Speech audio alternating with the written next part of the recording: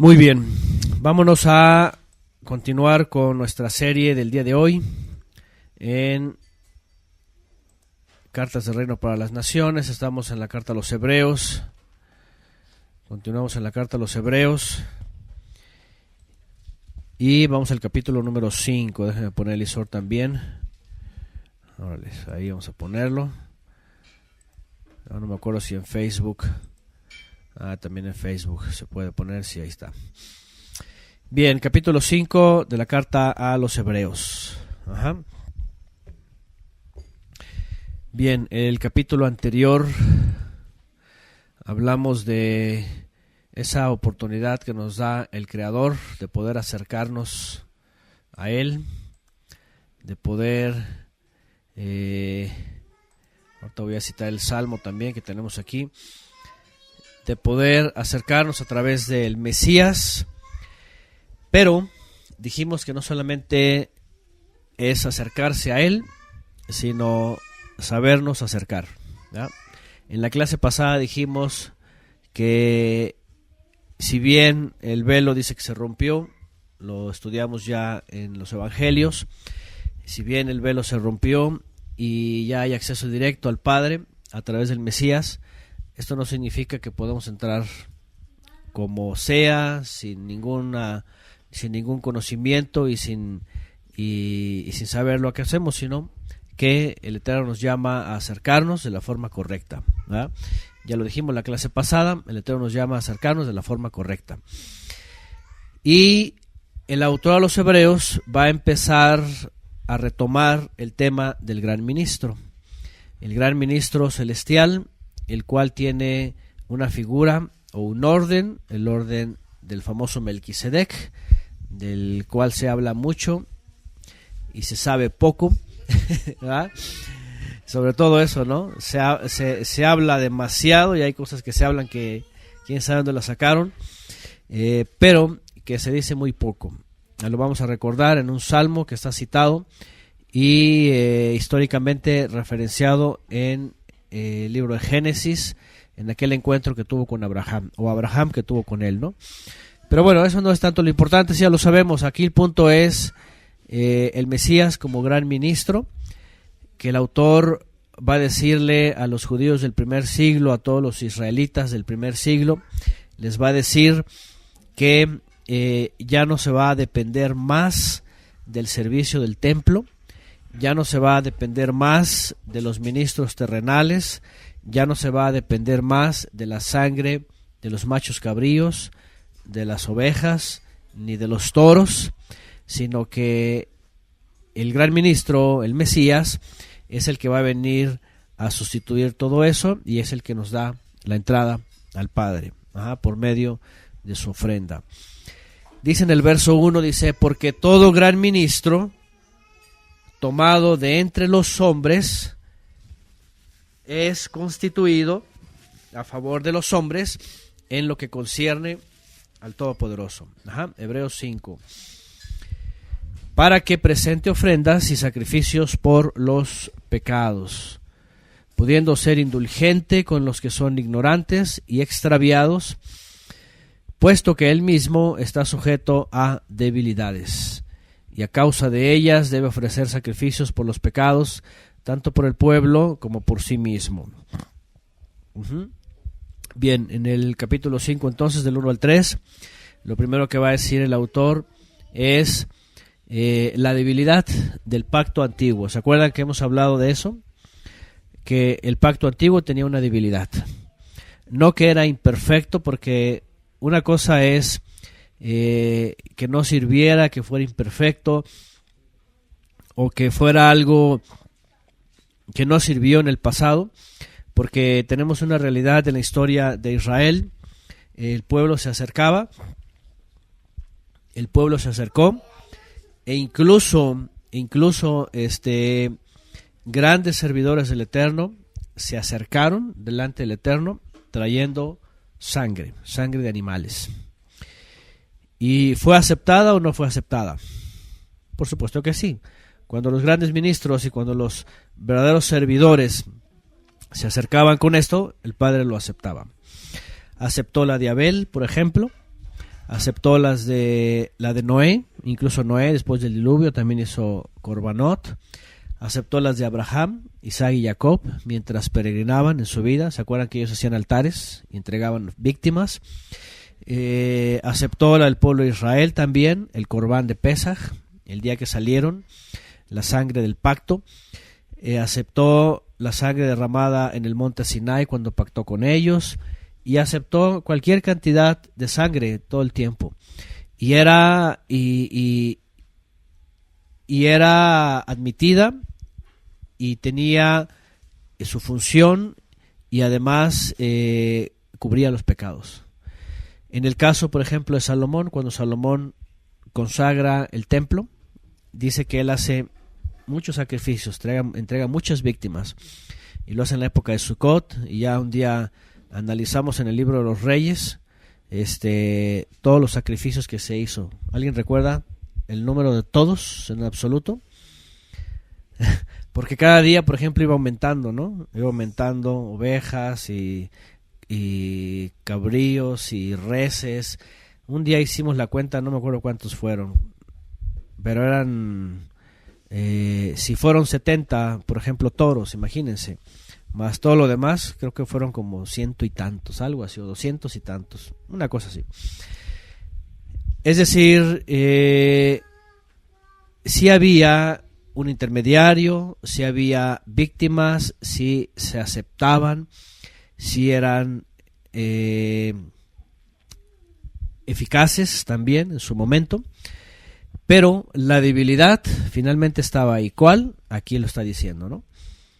La debilidad era que eran hombres los cuales necesitaban purificar al pueblo y purificarse a sí mismos, y eso lo hacía débil, de tal manera que si el hombre débil no se purificaba como era, o finalmente no llegaba purificado, entonces todo el pueblo no podía ser redimido. Todo el pueblo cargaba con el mismo pecado. Y vaya que en muchas generaciones del pueblo de Israel, en el desierto, o no solo en el desierto, dentro de la tierra, muchos años lo que ofrecían pues estaba de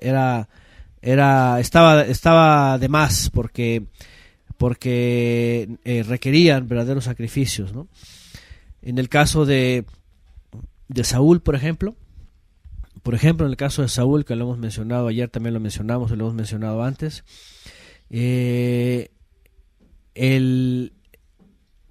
los sacrificios que él hacía, pues los hacía según él entendido, queriendo darle reconocimiento al Eterno.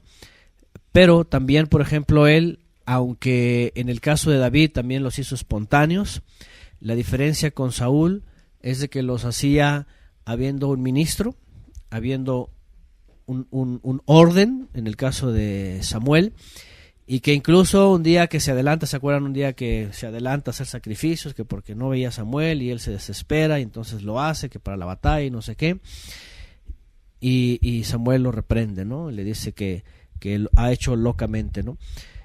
Entonces esa es la debilidad.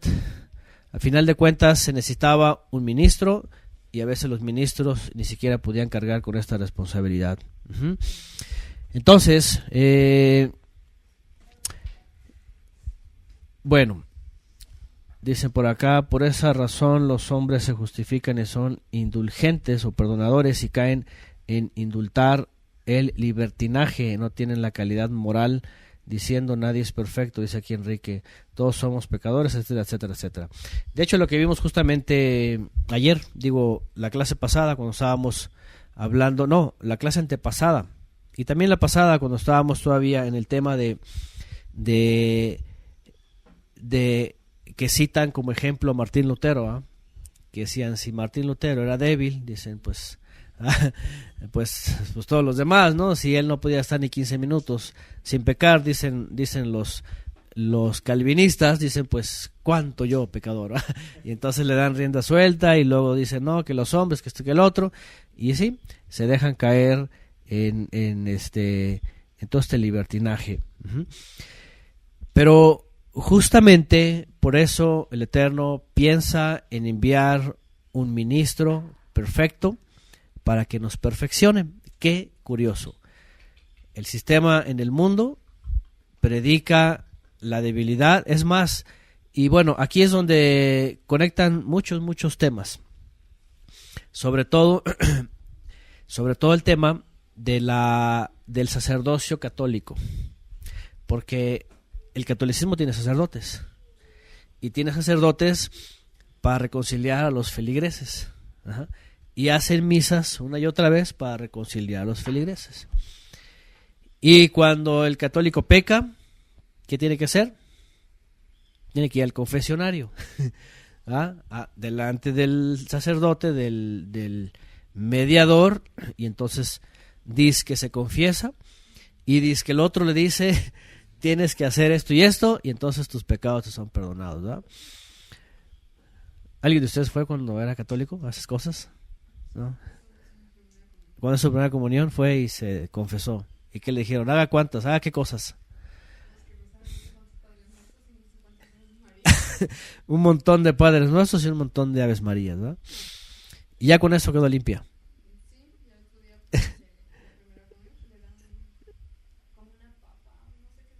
¿Ah, sí? ¿De la primera comunión? La hostia, sí. Bueno, esa sí en la misa, ¿no? Si no se confesaban. Sí. ¿Qué?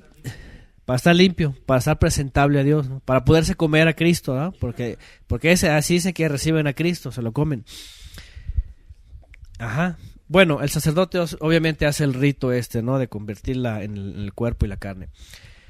Lo más interesante es de que la supuesta iglesia de la religión oficial, porque aquí entramos en el primer problema, ¿no? Y en realidad el primer problema surge finalmente en el judaísmo. La carta a los hebreos, cuando escribe el autor, lo hace justamente para que los judíos, para que los israelitas entiendan que lo que se hacía en el templo ya no era suficiente, tenía la debilidad y necesitaban ellos perfeccionarse de la forma correcta. De tal manera que cuando escribe todo esto, y lamentablemente unos no creen, las ramas que fueron desgajadas, ellos creen que necesitan buscar el medio para acercarse al Creador. Cuando pasa todo el asunto del año 70 y todos los que salen huyendo y se van a diferentes lugares, y en el año 200 concretan la religión judía, ellos dicen que necesitan intercesión por medio de sus líderes. Esto se convierte en una forma ritualista que tienen que hacer en sus casas y en las sinagogas por medio del Sidur. Para principios de la Edad Media, el judío ya tenía bien establecido que necesitaba intermediarios terrenales. Y de aquí se toma el ejemplo también para lo que vino a ser después la iglesia cristiana. En general, porque comienza en Constantinopla y Constantino, porque más adelante justamente dice esto: hombres que se exaltan a sí mismos, poniéndose como intermediarios. Y no que el Eterno los llama como intermediarios, sino que ellos mismos se ponen a sí mismos. Cuando el judío pone el ejemplo, después vienen los cristianos y también dicen: yo soy intermediario, yo soy sacerdote, yo soy sumo pontífice, y luego viene la historia de los sumos pontífices. Lo más curioso es de que este sistema supuestamente del Mesías, así se llamaron a sí mismos, de Cristo o cristianos, ya sabemos que es un Cristo falso, lo que hicieron es justamente todo lo contrario que el Eterno había mandado hacer que se hiciera, todo lo contrario, volver a buscar al débil hombre para ponerlo enfrente de ellos y ellos poder ser aceptados. Y aquí es donde se origina la primera intención del sacerdote que recibe al feligrés para confesarse, para confesar sus pecados y para que aquel lo absuelva con ciertos rezos. Ajá. Y puedan tener derecho a la primera comunión, a ¿qué más? Pues al perdón en general, pero ¿cuáles son el resto de los sacramentos después del bautismo? O el bautismo porque no sabe el niño, ¿verdad? Lo bautizan. La confirmación, la primera comunión, después ya el matrimonio, después, porque son 7, ¿no? Hasta los santos óleos, ¿no? Hasta que se mueren, ¿verdad? ¿Se entiende? Entonces, el punto es nadie, dicen ellos, puede participar de la perfección del Cristo, comiéndoselo, en el caso de ellos, si no ha sido purificado por un sacerdote. Si el sacerdote no le ha dado el perdón. Incluso entre ellos tienen sus propios ritos, ¿no? Me acuerdo el muy famoso y sonado caso cuando un expresidente mexicano, el Zorro, el del apellido Zorro, ¿se acuerdan? Fox, fue al Vaticano a pedir indulgencia y le besó el anillo en contra de todos los protocolos políticos al religioso, le besó el anillo al sumo sacerdote y en teoría alcanza todo perdón, ¿verdad? Según ellos, ¿no? Cualquier pecado es perdonado. Y además porque pues estaba en una relación ilícita, ¿no? Con la mujer. Entonces, esa es la forma totalmente contraria a lo que el Creador estableció por medio del Mesías. Es decir, si este mensaje desde el principio fue entorpecido y fue pasado a todos los sistemas, por eso hoy día lo vemos así, ¿no? Y por eso también, aunque otra vez, vuelvo a repetir y no se me molesten los cristianos, pero aunque digan que no están bajo ese sistema, también están bajo el mismo sistema. ¿Por qué? Porque ellos, como dicen coloquialmente en México, no dan paso sin guarache. Tienen que preguntarle al pastor. ¿Ah? Tienen que ir con sus líderes a preguntarle a sus ungidos, a sus apóstoles, a lo que sea, como les llamen, a los roés, a los pastores, a los rabinos, a todos, qué hacer y qué no hacer. O sea, no de que sea un consejo, no de que sea una opinión, sino es toda su vida, es qué se hace, qué hago con mi vida, qué hago con esto, qué hago con lo otro. Y el problema más grande es de que, como también lo mencionábamos ayer, ni siquiera se clama al Eterno, ni siquiera se busca la respuesta en el Creador, sino que regularmente en estos sistemas las respuestas están basadas en lo ya estructurado, ¿no? En lo que dijo el fulano y el sutano, ¿no? En lo que dice la teología, en lo que dice, si es calvinista, en lo que dice la Confesión de Fe de Westminster. Si es bautista, pues lo que dice el bautismo, ¿no? La iglesia bautista, ¿no? Cualquiera de las líneas, ¿no? Otra vez, el gran problema es quisieron sostener a los débiles hombres para sostener sus vidas como fieles. Cuando el autor está diciendo esto, tenemos que poner atención, y bueno, toda la gente finalmente tiene que poner atención y pensar en que no hay forma humana que pueda usarse, no hay fórmula ni forma humana que pueda seguirse usando hasta hoy día para perfeccionar al individuo. Todos sabemos además que por muy bueno, santo y perfecto que quiera ser un individuo, por sus propias fuerzas no se puede. No se puede. Aunque tenga a lo mejor la mejor denominación del mundo, que se jacten de decir somos los berianos o somos lo que sea, ya ven que siempre salen con esas cosas, aún así, por sus propias fuerzas no se puede. Se depende del poder de la presencia divina acercada por el Mesías para que una persona supere las debilidades. Porque si la debilidad humana no puede por sí solo ganarlo, pues tampoco otro humano débil lo puede hacer. Por muy santo que sea, no lo puede hacer ningún ser humano. Es lo que está diciendo el autor de los Hebreos. Dice, tiene que ofrecer sacrificios por los pecados, tanto por el pueblo, dice en el verso 3, como por sí mismo. Como por sí mismo. Obviamente también por otro lado, hablando de los ungidos y de los maestros de los gentiles, Martín Lutero iba a quitar esta carta, ¿sí sabían?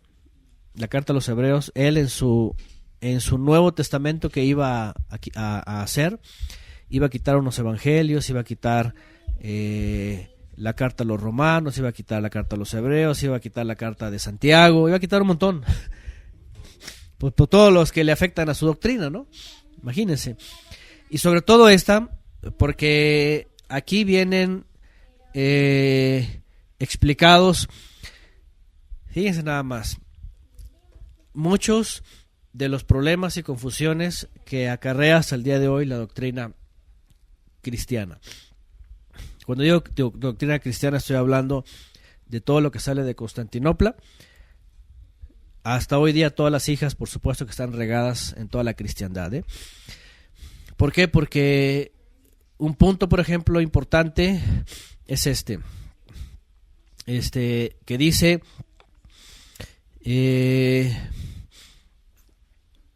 así también en el verso 5, el Mesías no se exaltó a sí mismo, haciéndose gran ministro, sino el que le dijo, mi hijo eres tú, y yo te he engendrado hoy,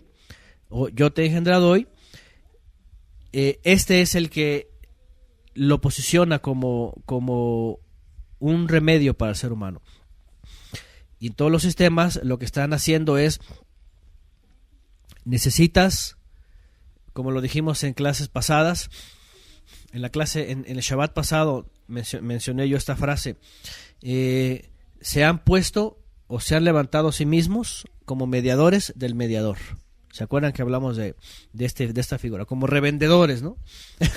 Y los revendedores lamentablemente son los peores, ¿no? En México tenemos el caso tan triste de los revendedores, ¿no? Van, por ejemplo, a las comunidades más pobres a comprar productos que ellos hacen con sus manos y ven los revendedores y los venden el doble y la mayor ganancia es para ellos y para los productores es muy poca. Entonces, lamentablemente, esto pasó en los sistemas religiosos. Y se levantan como alguien o como algo que los feligreses tienen que depender.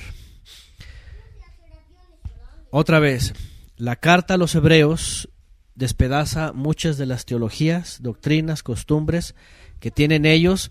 Por eso Martín Lutero las quería quitar, sobre todo esta, porque no convenía para ellos. Por ejemplo, ya estudiamos el texto en donde dice que no dejen de congregarse como algunos tienen por costumbre.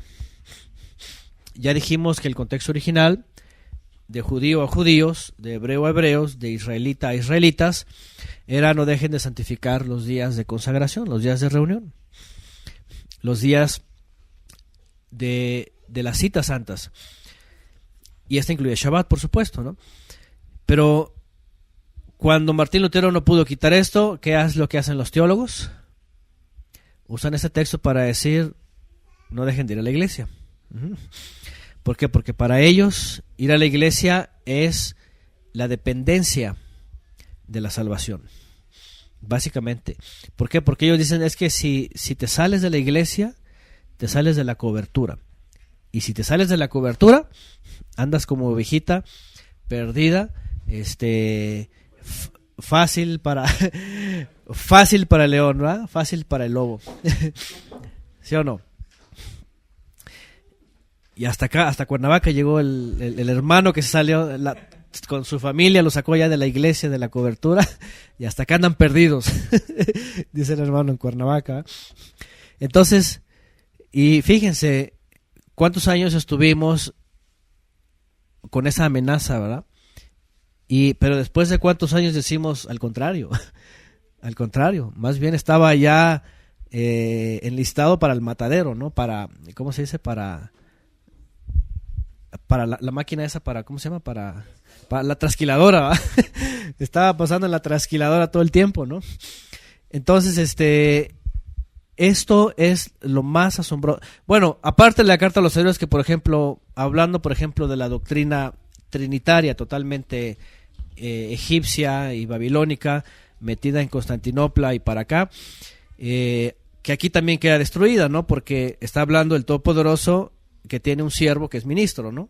Que es intercesor, que es el Mesías. Obviamente no puede ser el creador dos cosas a la vez, ¿no? Y es una cosa como que cómo va a ser para sí mismo eso, ¿no? Sino puso al Mesías como intermediario. Pero bueno, aparte que destruye, por ejemplo, esa doctrina y la doctrina del sistema iglesiero, de congregarse y todas estas cosas, vuelve a decir el autor, es el Padre el que ya eligió y desde antaño, solamente que lo vino a revelar ahora, a un ministro superior al mismo Aarón, más grande que Aarón, perfecto, y que además traspasó los cielos, como ya lo vimos. Aquí lo va a comparar como Melquisedec, que alguien que fue ordenado ministro por el Todopoderoso, no lo recibió de nadie, ni se lo dio a nadie, y que además es esto en el 5 otra vez. Así también el Mesías dice, no se exaltó a sí mismo. Esto es bien importante. No se exaltó a sí mismo, haciéndose gran ministro, sino aquel que le dijo, mi hijo eres tú, yo te he engendrado hoy. Yo te he engendrado hoy. Otra vez, ¿qué calidad moral tiene el hombre, o espiritual, o de conocimiento, o de entendimiento del Creador, para solo levantarse, o solo postularse, o postular a hombres y decir, tú eres gran ministro y además inefable, ¿no? Y no, además, ¿cómo le llaman? Infalible, les dicen a los papas, ¿no? O sea, ¿qué capacidad humana puede tener el mismo ser humano? ¿Qué capacidad, o divina, podríamos decir, para decirle a su compañero, o para decirse a sí mismo, soy infalible? Porque en el momento que lo dice, ya se equivocó, ¿eh? En el primer momento que dice, soy infalible, ya te equivocaste. ¿Por qué? Porque no lo eres. Entonces, y ahí va, eso es lo que voy. ¿Cómo se levanta todo esto? Incluso en la iglesia cristiana, a mí me tocó todavía en las iglesias donde estábamos, un poco la difusión de esos libros que estaban como vetados en algunas iglesias, que se hablaba, por ejemplo, ¿se acuerdan el libro de las dos Babilonias? No sé si alguien lo escuchó o lo leyó. En la iglesia cristiana donde estábamos, en la primera, de pronto se manejaba esta literatura un poquito así como a escondidas, ¿no? No era tan pública. Esta y otros libros en donde se denunciaba parte del sistema corrompido de las iglesias evangélicas. Como el asunto del control, del diezmo, del paganismo adentro, todo esto. Y lo más interesante es de que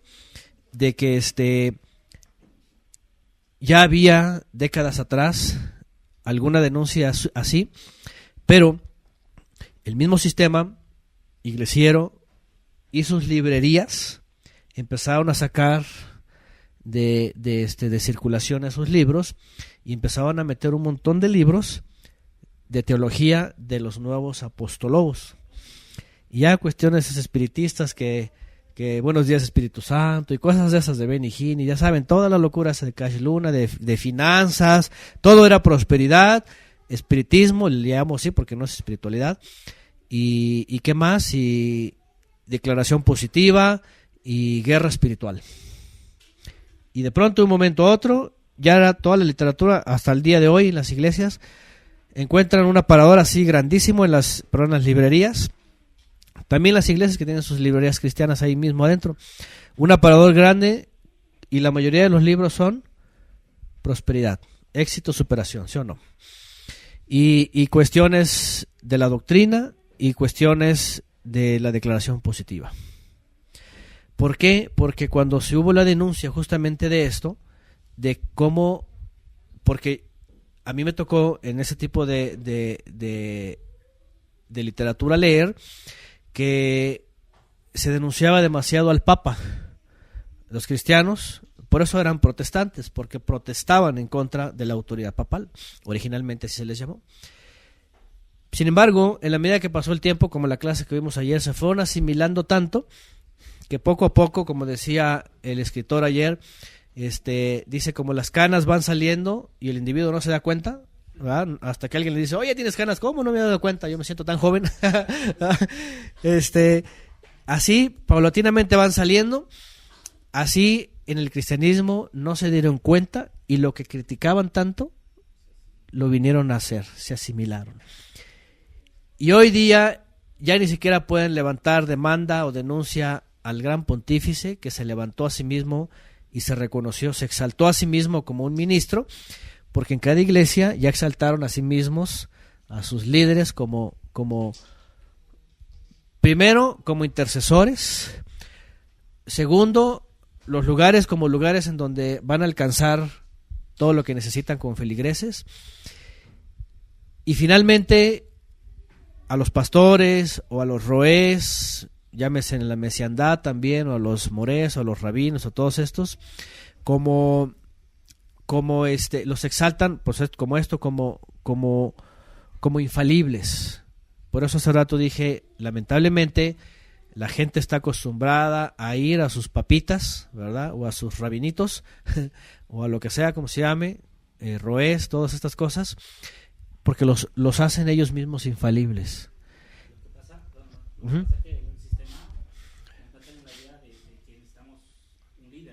Un líder, un guía.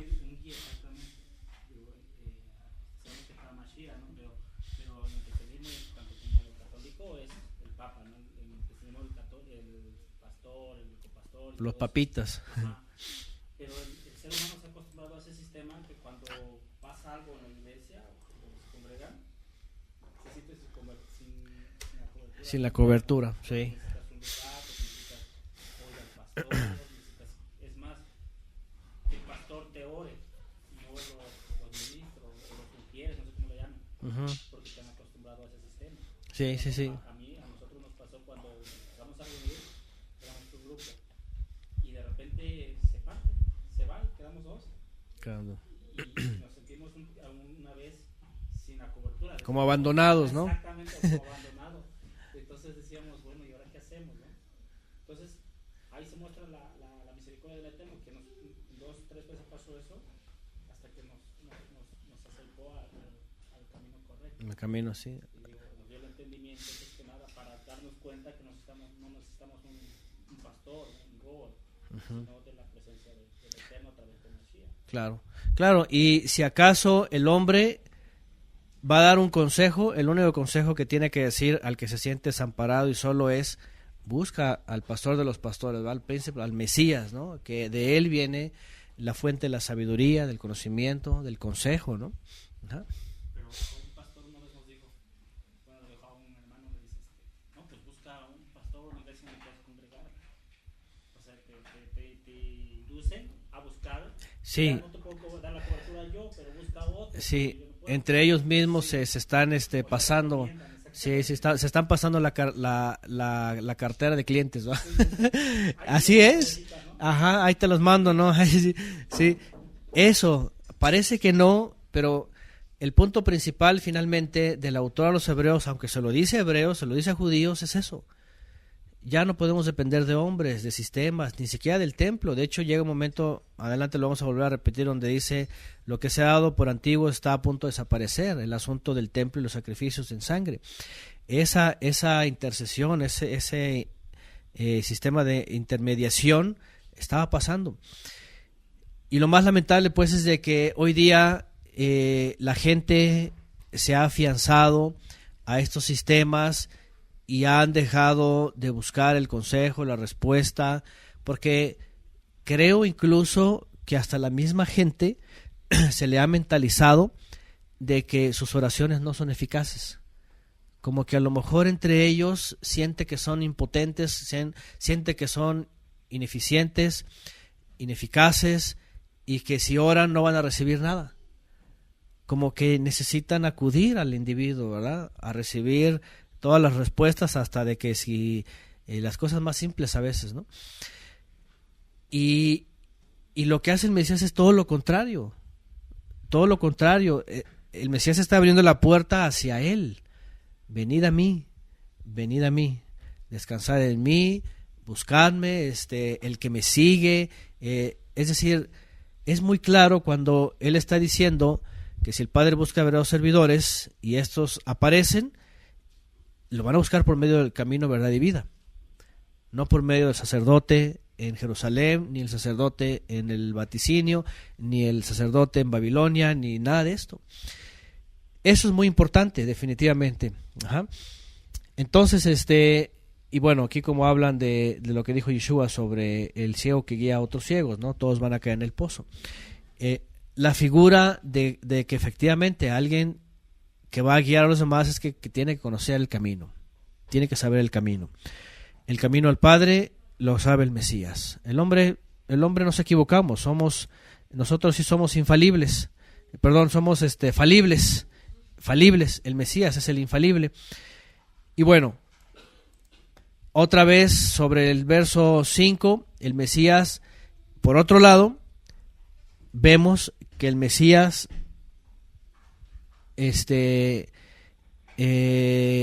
¿cómo se puede decir? No es soberano. Ajá. El Mesías no se ordena a sí mismo, no se dicta a sí mismo, no se reconoce a sí mismo. Lo que está diciendo en el 5 es eso. No se exaltó a sí mismo, él no dijo yo aquí estoy, yo lo puedo, yo lo sé. No. ¿Sí? Otro punto importante es sino que él esperó que el Todopoderoso lo hiciera gran ministro. Gran ministro, el que le dijo también, mi hijo eres tú, yo te he engendrado hoy. Textos que el autor de los Hebreos está tomando de los Salmos, ¿no? Y está tomando de la profecía. ¿Qué significa que el Mesías no se exaltó a sí mismo, haciéndose gran ministro? Que como gran ejemplo y como el ejemplo verdadero, el Mesías está como que a la orden, como que esperando a lo que el Padre dice. Igual si el Padre no le hubiera dado ese mandato, pues él simplemente no lo hace. No lo hace y no lo hace. Pero cuando el Todopoderoso lo confirma y le habla de su origen y además le da el sacerdocio o el ministerio, la administración o la reconciliación, entonces él lo acepta por obediencia, pero claramente aquí dice que él no lo hizo a sí mismo. ¿Y qué es lo que hace el hombre? El Señor me dijo, ¿verdad? Que voy a ir, que voy a hacer, que voy al otro, que esto, que y levantan sus templos, y porque el Señor les dijo, y la pregunta es, ¿cuál Señor? Pues el Señor de este mundo solamente, ¿verdad? El Dios de este mundo, porque si algo ha dicho el Todopoderoso es esto, que todos los hombres nos acerquemos a Él por medio del Mesías. Bueno, solamente por extender un poco más y por aquellos que todavía están con esas dudas, están pensando de qué tiene que ser con mi vida espiritual, a quién tengo que acercarme, que están pensando en hombres falibles, en hombres imperfectos. Vamos, en hombres hasta que se jactan de mucho. Por ejemplo, llegué a conocer personas que se pueden jactar de mucho, de algo, de ser algo, y hasta faltos de conocimiento, y hasta enfermos del cuerpo por algo, y hasta con problemas en sus familias, o etcétera, un montón de cosas que la gente vive, ¿no? O sea, tú dices, ¿con qué calidad moral una persona que ha tenido tantos errores en su vida, y yo sé que el Eterno nos perdona, nos restaura y todo eso, y nos bendice, sí, pero con qué calidad moral, histórica de una sola persona se puede levantar a decir que es algo? Pues no. Es como en México, que es muy común ver esto, ¿no? Y más hoy día con las redes sociales y con los famosos millennials, ¿verdad? Que se pusieron las pilas para apoyarnos en esto. Que cuando se levanta un político, luego le van a buscar su historial y no, fue esto y lo otro y fue aquí y fue allá y no puede estar ahí, ¿verdad? Y viene la demanda y viene el descontento, ¿verdad? O sea, es una forma de réplica y de decir, no, tiene cola que le pisen y cola de dinosaurio, ¿no? Ya saben, del PRI, ¿no? Entonces, este tipo de cosas, pues la verdad es de que si en ese tipo de cosas, imagínense, la gente donde anda, que a lo mejor uno puede decir, bueno, yo tendría mejor calidad moral que un político, como el Cuauhtémoc, ¿no? Que tiene su historial en el fútbol, ¿no? Pero como político, pues no es nada político. Por eso la gente dijo, bueno, a lo mejor es mejor que los políticos, ¿no? Pero hablando delante del Creador, ¿quién se puede levantar como ministro de hombres? Nadie. No tenemos ninguna calidad moral. ¿Por qué? Porque si aún los sacerdotes, según el orden de Aarón, procuraban estar consagrados y desde niños circuncidados al 8º día y consagrados en el estudio y metidos ahí todo el tiempo, ni ellos tenían calidad moral, porque también eran pecadores. Ahora imagínense uno de nosotros, ¿verdad?, que nacimos en la pila bautismal ahí mojados y crecimos comiendo puerco, ¿no? y por ignorancia, pues, ¿no? Por pecado. O sea, ¿cómo lo podemos hacer? Peor cuando gente ha vivido separaciones, ha tenido problemas, tiene conflictos, tiene esto, lo otro, y peor, una vida a lo mejor hasta enferma, de salud, todo. O sea, ¿qué calidad moral? O sea, no podemos. Lo que mejor podemos hacer el consejo es: acércate al Todopoderoso por medio de su gran ministro, es el Mesías. E incluso hay un texto que dice: si a alguno le falta sabiduría, acérquese a mí y yo se lo voy a dar. ¿Así dice? No, pídala. ¿Y a quién se le va a pedir? Pues al Creador, de donde viene toda sabiduría. Pero estas cosas a veces el hombre, porque está tan metido en el sistema, cree que no lo puede hacer, y ese es un pecado. En la carta a los Hebreos acabamos de leer también que dice: el que se acerca a él tiene que saber que existe. Tiene que saber que existe y que es poderoso, que está ahí y que lo va a escuchar y que va a recibir lo que tanto anhela.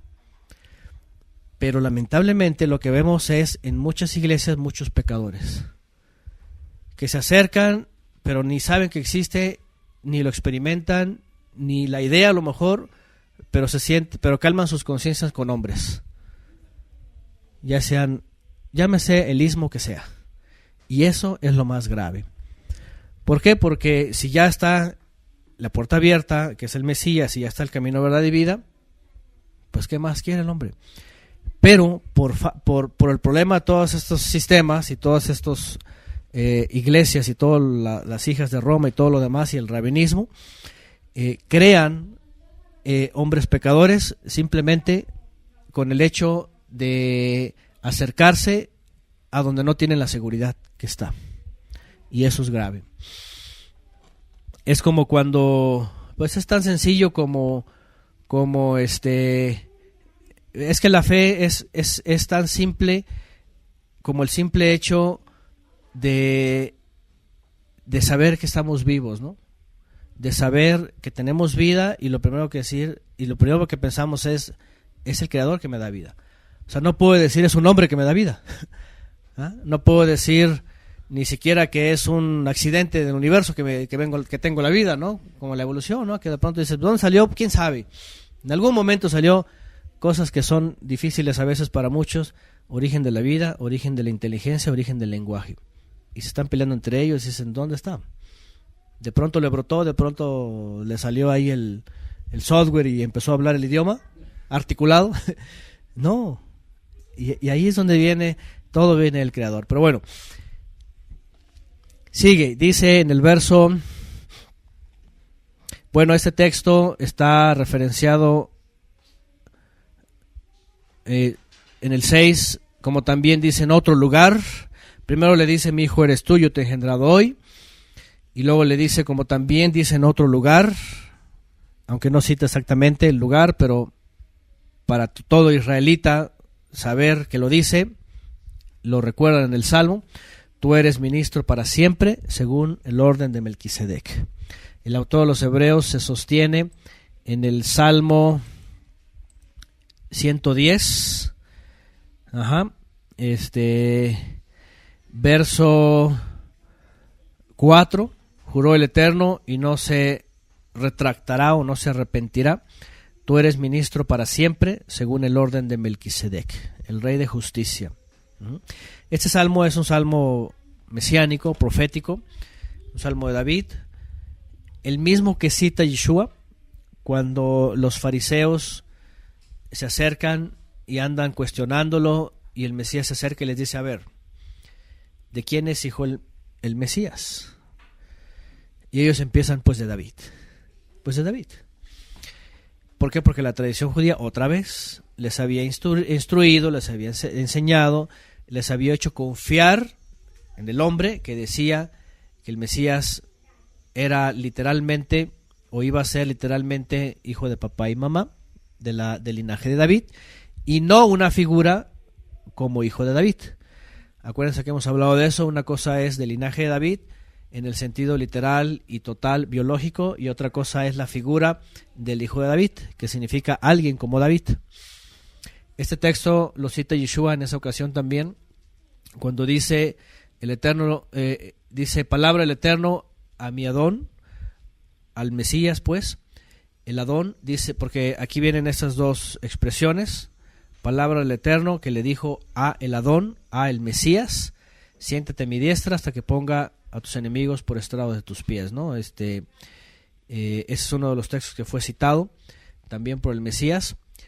Este se lo cita a los rabinos, ¿no? En un momento dado que les pregunta, y entonces dice que los fariseos se quedaron callados, así como que, porque él les dijo, si David dijo esto inspirado por el Ruach HaKodesh, la pregunta es, ¿cómo es hijo de David? Si ya el Adón ya estaba ahí, o sea, tiene preexistencia, ya existe antes. Y bueno, este salmo es muy interesante porque es muy profundo, y hay incluso en la teología muchas preguntas, porque a veces teológicamente no se alcanza a responder. Dice en el 2, el Eterno enviará desde Sion la vara de tu poder, domina en medio de tus enemigos. Todo es un contexto espiritual, los enemigos espirituales, que sí se manifiestan en la carne también, o en la carne del hombre. Dice, en el día de tu poder, tu pueblo se ofrecerá voluntariamente, en la hermosura de la santidad.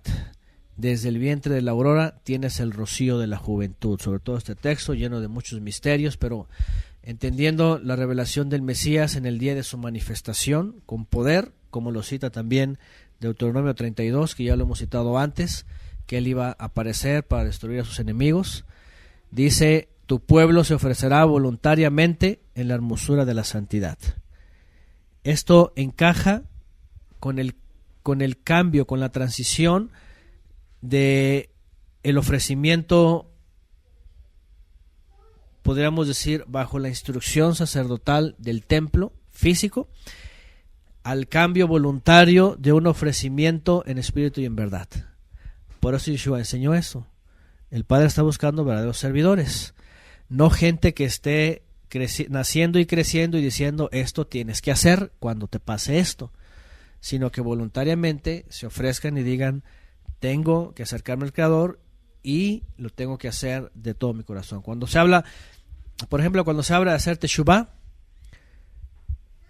el que la hace correctamente, ¿cómo lo debe de hacer? Voluntariamente, porque lo sabe, lo entiende y lo quiere hacer y lo desea hacer. Pero si alguien lo hace obligado, ¿es teshuvá? Pues no. Por eso, ahora que referencio de pronto al grupo de jóvenes, mi exhortación para los padres es, no los estén empujando, no los estén jalando para que vengan, para que se apunten, para que vayan, para que participen, no. ¿Por qué? ¿Porque esto funciona? No funciona. Hasta ellos mismos, la gente misma afuera lo sabe en las escuelas. Cuando mandan a sus hijos forzosamente a la escuela para que estudien y para que sea una carrera, porque el papá quiere, ¿qué termina siendo? Taxista. O vendiendo tacos en la esquina, ¿no? ¿Por qué? Porque al final dicen, es que yo no quería estudiar esto, mi papá me mandó. ¿Ah? Es decir, ni siquiera en eso les dan la libertad. A lo mejor digo, no a todos, ¿no? Hay unos que están así. Pero si hablamos de las cosas espirituales, pues sobre todo eso, porque esas son eternas.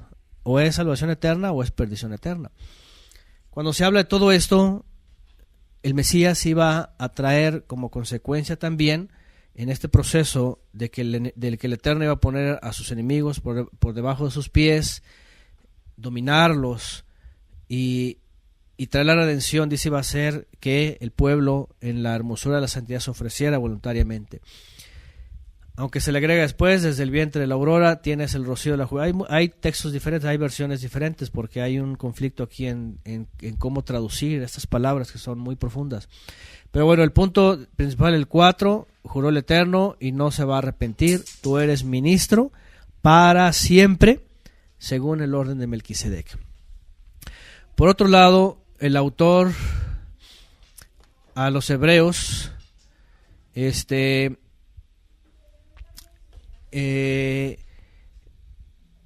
cuando habla del Mesías, citado en los Salmos, ya de entrada habla de su preexistencia.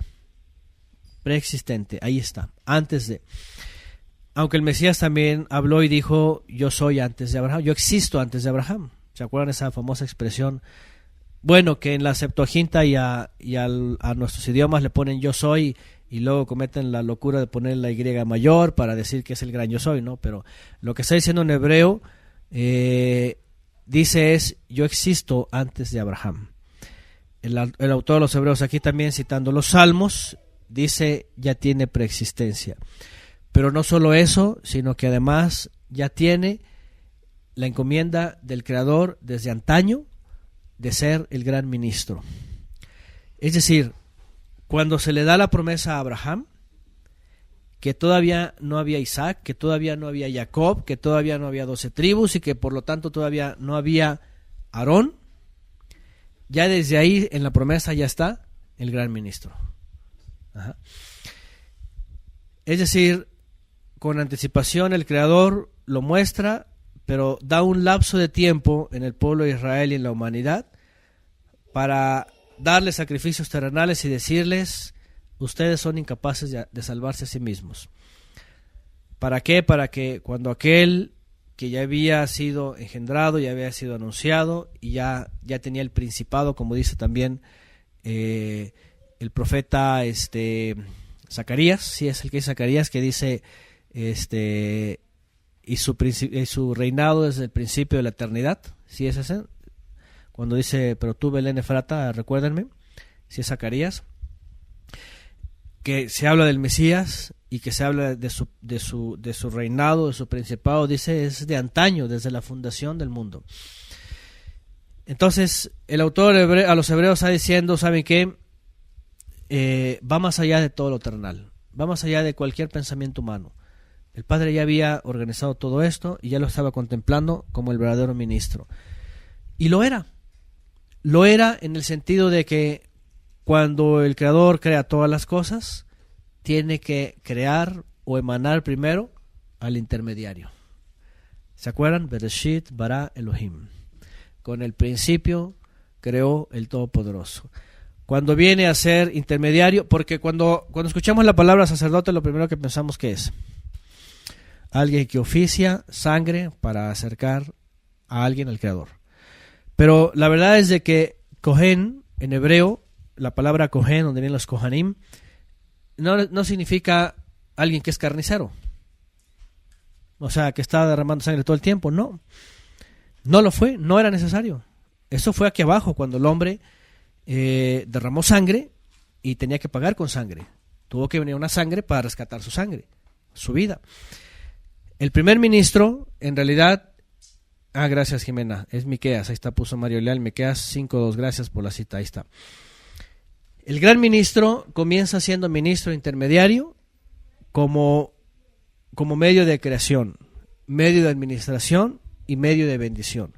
Es decir, el primer oficio del Mesías preexistente en los cielos como gran ministro no era en sangre, era simplemente como un servidor. Por eso cuando dice el Mesías, el Padre busca servidoras que le sirvan espíritu en verdad, está hablando de eso, de personas que ya no traemos sangre, sino que nosotros mismos somos como una entrega. Y eso es obediencia. Eso significa obediencia, eso significa ser un buen ministro, significa ser un buen siervo. Cuando dice aquí, como también dice en otro lugar, tú eres ministro para siempre, según el orden de Melquisedec, ya desde entonces se estaba anunciando que había un gran ministro y que era de un orden muy diferente al orden que tenían los israelitas. Verso 7, quien en los días de su carne, es decir, en los días cuando estaba de cuerpo, habiendo ofrecido ruegos y súplicas con gran clamor y lágrimas al que podía rescatarlo de la muerte, fue oído a causa de su sumisión, o su obediencia superior. Y aunque era hijo, por lo que padeció, aprendió la obediencia. habiendo sido perfeccionado, vino a ser autor de eterna salvación para todos los que le obedecen. Y fue proclamado por el Todopoderoso gran ministro, según el orden de Melquisedec. E incluso el autor agrega y dice: acerca de esto tenemos mucho que decir y difícil de explicar, porque os habéis hecho tardos para oír, porque debiendo ser ya maestros en razón del tiempo, tenéis necesidad de que alguien nos enseñe otra vez los primeros rudimentos de la palabra del Todopoderoso, y habéis venido a ser como los que necesitan leche y no alimento sólido. Y aquí viene una reprensión por parte del autor, porque está develando al Mesías escondido, a el gran ministro hecho a la semejanza del famoso Melquisedec. Y sí, como dije, y como dice aquí el autor, hay mucho que decir, pero difícil de explicar. Y aunque se dice poco de él, muchos hablan mucho de él sin saber lo que se dice, ¿no? Pero en resumidas cuentas, como lo hemos dicho antes, lo que está haciendo el autor de los Hebreos es comparar un ministerio y el otro. Un ministerio que no tiene nada que ver con el otro. ¿Por qué? Porque desde antes de Abraham, y aquí se va a poner a explicar el autor, antes de Abraham, los mismos sacerdotes o ministros de Israel, aunque todavía no existían, dice, pero estaban en las entrañas, estaban en los muslos, dice el autor del patriarca, dice, ya le entregaron los diezmos a Melquisedec. O sea, este ya es más grande que los otros. Y está antes, y además lo puso el Eterno. Y a los otros simplemente lo heredaron, ¿verdad? Porque ni siquiera el Eterno iba a llamar a los levitas como ministros. ¿Iba a llamar a quiénes? A todos los primogénitos de todos los israelitas, de todas las tribus. Pero por méritos lo tienen, pero no por herencia. El caso es de que el autor de los Hebreos está diciendo: no es la intención extenderse en las cosas. La intención, al menos en los misterios de Melquisedec, ¿no? Porque en el judaísmo, por ejemplo, sí tienen ahí también sus controversias, ¿no? La mayoría se inclina a que este rey de justicia, o rey de Salem también, era Sem, el hijo de Noé. Algunos creen, eso es lo que la mayoría se inclina a decir, que de los hijos de Noé, Shem o Sem era el que el Eterno lo había llamado para consagrarse, para ser ministro, porque Noé no era sacerdote. En realidad, Noé era cualquier siervo del Eterno que llegaba a hacer sacrificios, pero no intercedía por otros. No lo hacía así. Y en el caso de Sem, aunque no se sabe, pero algunos creen que pudo haber sido él, el Eterno lo llama y lo hace ministro. Entonces, lo pone el punto del autor es esto: al Mesías no lo pone ningún hombre, no lo hereda de nadie, no se lo deja a nadie, se lo da el Todopoderoso, y este permanece para siempre. ¿Podrá ser el ministro después de la carne y la sangre en el día de la redención gran ministro? Por supuesto que sí, otra vez, porque no se necesita, número uno, derramar sangre todo el tiempo, sino ser ministro significa ser un servidor. Y por eso también la misma escritura en el Brit Hadashah nos posiciona a nosotros como servidores, como alguien que va a servir al Eterno por siempre. Cuando dice aquí el autor de los Hebreos, debiendo ser ya maestros en razón del tiempo, tenéis necesidad de que alguien os enseñe otra vez los primeros rudimentos, vean, de la palabra del Todopoderoso, y habéis venido a ser como los que necesitan leche y no alimento sólido. Porque todo el que usa de leche es inexperto en la palabra de justicia, porque es niño. Pero el alimento sólido es de los perfectos, de los que por la práctica tienen los sentidos ejercitados en el discernimiento del bien y del mal. Esta exhortación, en el caso del autor hacia los israelitas, hacia los judíos, pues les lleva a ir más arriba de lo que siempre sabían. ¿Cuál era su...? De hecho, hasta el día de hoy, en la tradición judía, en el Talmud, su forma de enseñanza es en base de discusiones, y que algunas no llegan a una conclusión, incluso algunas se contradicen. Pero el judaísmo dice, tanto tiene razón el que dice que es blanco, como tiene razón el que dice que es negro. Y los dos tienen razón. Ajá. Y luego viene otro y dice, tienes razón, los dos tienen razón. Entonces, tres tienen razón. Entonces ya no se ponen de acuerdo, ¿no? Entonces, igual en la cristiandad. Es muy interesante porque en el judaísmo vemos estos debates. Y dos rabinos importantes tienen razón y el otro dice, pues los dos tienen razón. Y en la cristiandad pasa lo mismo. Ves a los presbiterianos y dicen, pues dos tienen razón. Y luego dicen los bautistas otra cosa, pues también tienen razón. Y los dos tienen razón, pero no pueden tener razón los dos. ¿Cierto? Pueden tener algunas razones bíblicas, pero no significa que tengan toda la razón. Es decir, estas cosas todavía el hombre está tratando de definir. Lo que dice el autor es, se tiene que dejar, y como dice aquí, los rudimentos, los primeros rudimentos, y ascender o subir al alimento más sólido. Aunque aquí en esta versión, en el 14, dice de los perfectos, no sé en sus versiones cómo dice. En otra dice es para los adultos, para los maduros. La palabra tamim, que seguramente se usó en hebreo, tiene que ver con tamim, con maduros, con íntegros. Son para los que pues tienen el discernimiento, por supuesto, de ir más allá de simples doctrinas. Por eso en algún momento, cuando hablamos de esto, el hecho de ir en la escritura verso a verso nos motiva a ir más allá, a todo lo que tenemos que llegar, porque pues lamentablemente, por ejemplo, otra vez, perdón por los ejemplos, pero cuando la gente va a la misa, ¿qué les enseñan?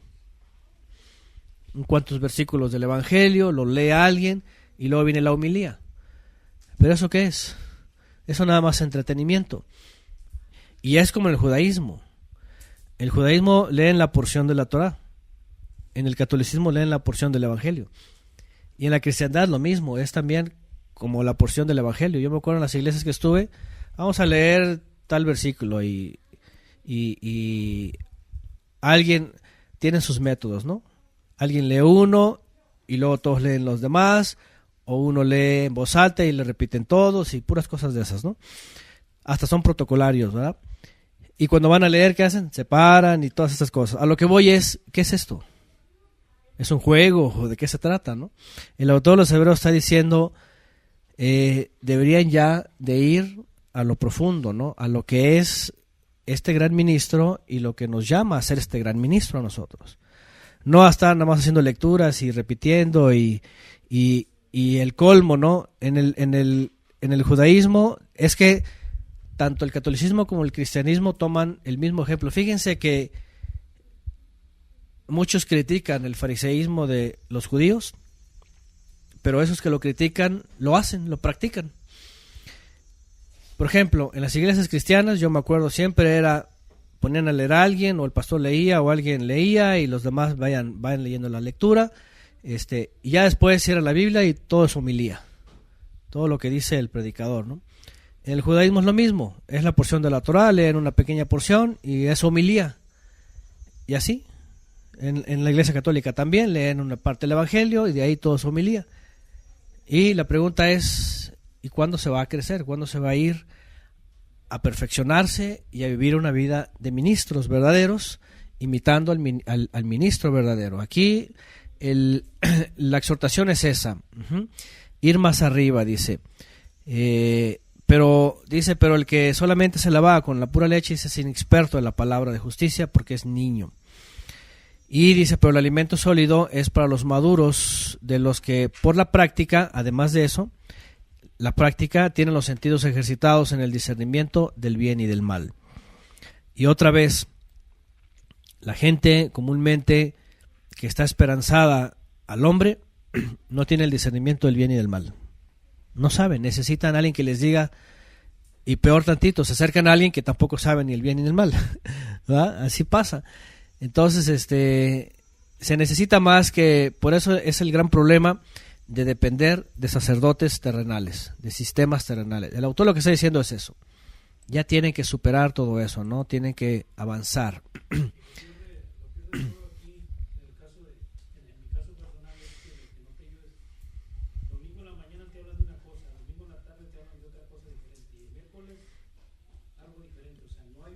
No hay un orden. Parecen gallinas, picando por aquí, picando por allá.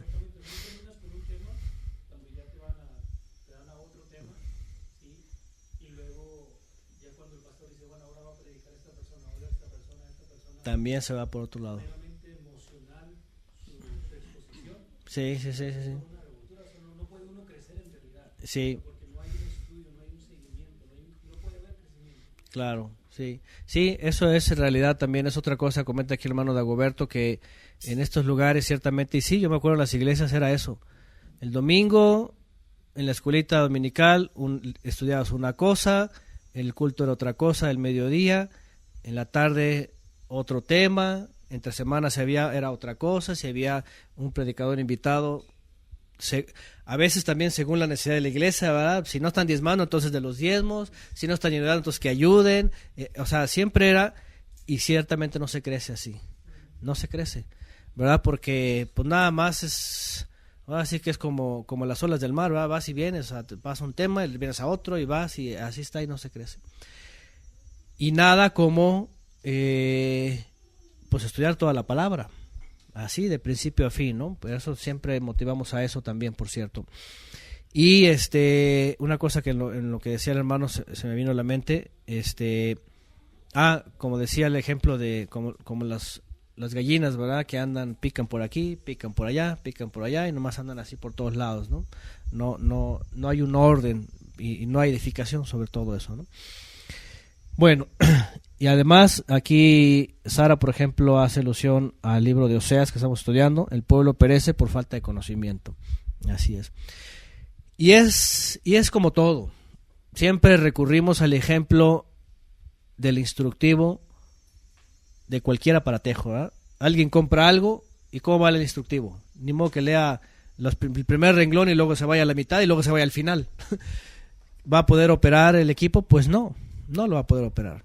Va a ser un relajo. Va a tener, según la necesidad, se va a ir buscando y no es lo ideal, ¿no? A menos cuando ya tienes un conocimiento, pero cuando la gente que no tiene ningún conocimiento de nada, pues así va a ser un enredadero y nunca va a crecer.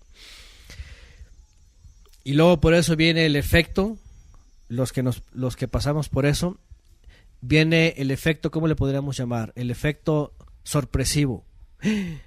¿Cuántas veces he leído y nunca me había puesto atención en este texto? El efecto sorpresivo lo voy a llamar yo, ¿va? ¿Cuántas veces he leído y nunca había puesto atención en esto que leí? Porque por otro lado en México tenemos un gran problema, ¿no? Primero el problema de lectura y peor de retención y comprensión, ¿no? Y luego te enseñan a leer rápido para que te leas no sé cuántos libros en cuántas horas, pero resulta de que pues es que y vean la cultura en el mundo. Quieren que lean y devoren libros. Además son pues libros seculares y que no tienen nada que ver con la fe. Pero por otro lado se lo leen tan rápido, nada más por leerlo, y que la verdad es que no les queda a todos los humanos no se les puede quedar todo el contenido. Es como cuando a veces me dicen, hermanos, yo tengo que escuchar 3-4 veces porque siempre hay algo que se me brincó. No lo rescaté. Igual en la lectura. En la medida de que uno lee más ocasiones tal libro, por ejemplo, se lo va quedando más y más y más y más. Pero imagínense una lectura rápida y además brincada y una vez a la vida, pues, ¿qué se crece? Nada. Entonces, exactamente como dice Jimena Arce, y eso es tragar sin rumiar. ¿Han visto los cerdos cuando comen? Y así, se escucha el ruido así horrible, ¿va? Y se lo tragan y se lo tragan, igual como el perro. Los perros son el ejemplo perfecto de esto, tragar sin rumiar. Porque incluso los perros, si tú le estás dando todo el día, se lo están tragando. Y lo están defecando, en el momento van y lo defecan y vuelven a comer y así están, son como una máquina devoradora. Pero no disciernen nada. Los cerdos son lo mismo, ¿no? Y la oveja no tiene que ser así. La oveja tiene que ir comiendo, comiendo, comiendo. Cuando se sacia, se echa y empieza a rumiar. Y está toda la tarde y buena parte de la noche rumiando, ¿eh? Es decir, lo regresa y lo pasa a otro estómago, lo regresa y lo pasa al siguiente estómago. Fíjense nada más. Ah, sí, brinca. Ajá. Y lo tiene que seguir procesando y sacar todo el nutriente, ¿no? Entonces, ahí verán si se quieren comparar con ovejitas o con cerdos, ¿va? Hambrientos. Cerdos hambrientos que además comen horrible. Yo me acuerdo cuando en un lugar de Chilpancingo vivíamos y había por allá al otro lado un chiquero y de pronto veíamos a los cerdos que les llevaban la comida y así horrible. Así, trague, trague, trague. Y además eran de los que si se les escapaban pues se comían todo lo que se encontraban afuera, ¿no? En el pueblo llegamos a ver que hasta se comían el excremento de la gente y de los perros, o sea, una cosa abominable, ¿no? Y después decía, ¿cómo se comen esos animales, no? Pero bueno, dicen por acá no me gustan los cerdos, no, a nadie yo creo, ¿no? Bueno, solamente los que se los comen, ¿no?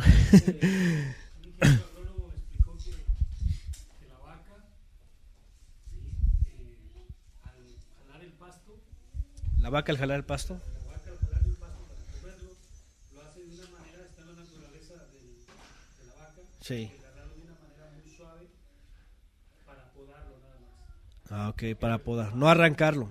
El caballo lo arranca. Ah, el caballo lo arranca. El caballo lo arranca. Aparte, por ejemplo, en el país del norte, cuando la vaca está jalando y cortando el pasto, el aliento de la vaca calienta el pasto. Lo calienta.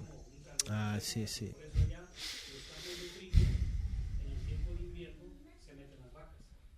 Para que ayude a podarlo y también darle como un calor, cierto calor al Ah, ya. Son podadoras sanadoras. Son podadoras, pero no te dañan. No dañan. Ellos cortan bien. Qué interesante. Porque lo arranca con raíz. Qué interesante. Bueno, los que no escucharon, el hermano Dagoberto está diciendo que en el norte una persona le dijo que las vacas, las reses, cuando comen, van como podando el pasto y no arrancan de raíz, y con su calor, además del hocico, lo conservan, ¿verdad? Es una forma de conservar, de comer, conservarlo, cuidarlo y seguir comiendo de eso. Y el caballo dice que no, el caballo va y mete el hocico y arranca con todo y todo. Qué interesante, porque el caballo no es kasher, ¿no? Entonces también su forma de comer es muy diferente, ¿no? Y seguramente pues no se conserva. Sí, es cierto, con razón, yo cuando he pasado y en los establos, estos lugares, pues siempre están comiendo las vacas, o sea, no se lo acaban. Entonces siempre hay forma de que se esté conservando. Qué interesante, pues eso es muy bueno saberlo. En la misma naturaleza el Eterno nos enseña. Y yo creo que los corderitos es lo mismo, ¿no? No lo han de arrancar, además, nada más comenlo encimita, como son como podadoras, ¿va? Y seguramente lo conservan también con su calor. Qué interesante. Y además, por supuesto, pues que lo rumian, ¿verdad? Lo están discerniendo, lo están procesando. Sí, es kasher, todos las reses, sí, los que tienen pezuña hendida y rumiantes. Muy bien, pues ahí está, fíjense nada más. Y bueno, dice más adelante, Hebreos 6.1, por tanto, dejando los principios elementales y retoma lo que está diciendo el autor de los Hebreos sobre los maduros y sobre los niños. Dice, por tanto, dejando los principios elementales de la palabra del Mesías, avancemos a la perfección, no echando otra vez el fundamento de hacer teshuvah, del arrepentimiento, de obras muertas y de fe en el Todopoderoso, de la doctrina de la tevilá, de la imposición de manos, de la resurrección de muertos y del juicio eterno. Fíjense, esto como que lo pone, son cosas tan rudimentarias que cualquiera ya les tiene entendidas y discernidas. Pero lo más interesante es de que hoy día los pleitos entre las doctrinas y las grandes denominaciones son estos. ¿Cómo es el bautismo? El juicio, ¿cómo es la resurrección? que falta, que no falta. La imposición se la pasan todo el tiempo en ordenando y en orando, y que eso es de eso se la viven, sobre todo en esos lugares pentecostales, se la viven de eso, de profetizando sus cosas, ordenando, imponiendo manos, orando según, o sea, cosas que básicamente lo que está haciendo aquí el autor son como entretenimientos de niños espirituales que no quieren avanzar, no les gusta o simplemente no les conviene avanzar, y los mantienen ahí como entretenidos. No significa que no sirvan.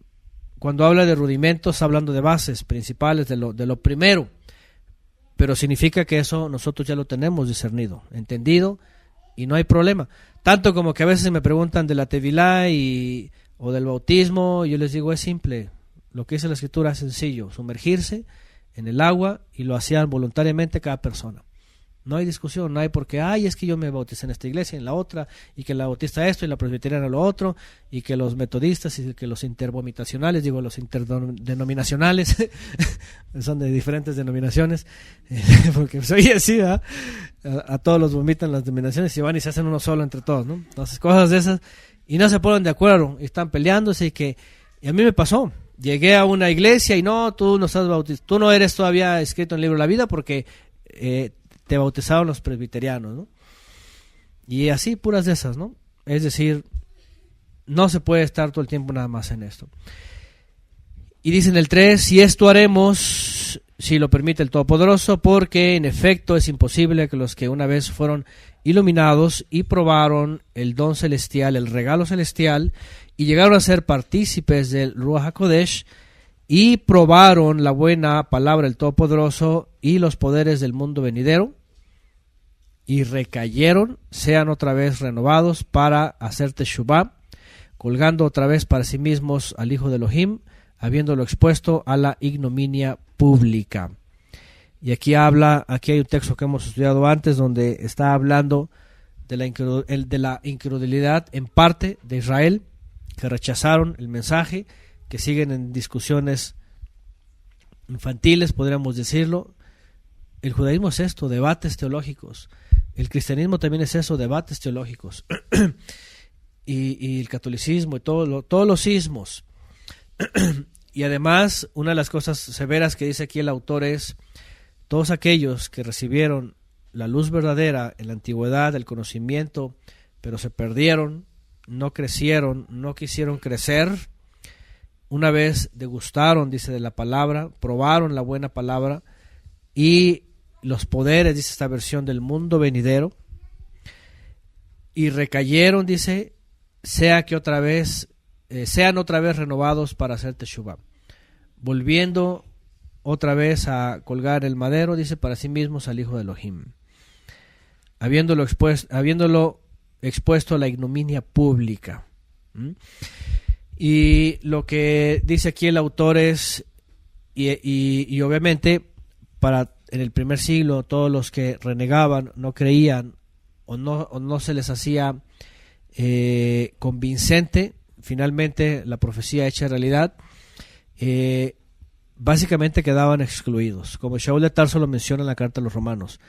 Dice: los que rechazan al Mesías son como ramas arrancadas del árbol. Él pone, el autor, en el caso Shaul de Tarso a los Romanos, pone el ejemplo de un olivo. Dice: ramas fueron arrancadas. ¿Por qué? Porque no permanecieron en la planta, ¿verdad? En el olivo verdadero, y no fueron nutridos de la rica savia. Entonces, y al rechazar al Hijo del Todopoderoso y al rechazar a este gran ministro, dice, lo menciona aquí como que recayeron. Y si quedan en esa condición, como también el autor a los Romanos dice de los hebreos, dice que si no hacen teshuvá, entonces ya no hay forma, dice. Ya no pueden volver a colgar otra vez en el madero al Mesías. De hecho, por eso el autor antes dice que fue ofrecido una sola vez y para siempre, dice. Para siempre, es decir, el efecto de su ofrenda hasta el día de hoy es vigente para todo aquel que quiera. Pero no se puede volver a hacer más. Y eso es algo muy, muy interesante, sobre todo con las doctrinas no nuevas, pero sí insistentes en el judaísmo, doctrinas contemporáneas también dentro del judaísmo, de nuevas corrientes, de un nuevo sacrificio, o de un Mesías que tiene que venir a hacer eso otra vez, porque por un lado entra una doctrina por medio del judaísmo o por medio de los targumim en el mesianismo, de que el sacrificio primario fue como que para los gentiles, pero que falta uno más para el pueblo judío, ¿no? Entonces usted dice, pues no puede ser, ¿no? Porque si dice que el primero fue el perfecto para todos, pues cómo volver a hacer otro, ¿no? Y bueno, dice en el 7, porque la tierra que bebe la lluvia que muchas veces viene sobre ella y produce cosecha provechosa para aquellos por los cuales es cultivada, recibe bendición del Todopoderoso. Pero la que produce espinas y abrojos es descalificada y está cerca de maldición, cuyo fin es de ser quemada. Y aquí pone otra figura que es muy común dentro del pueblo hebreo, poner las figuras y sobre todo pues lo que significa dentro de la comunidad agrícola, ¿no? Si la tierra produce hierba y esta hierba produce semilla, pues obviamente es provechosa. Y la que no, pues es quemada, así de simple, ¿no? Habla del día del juicio, habla de que no todo lo que produce la tierra es apto, y finalmente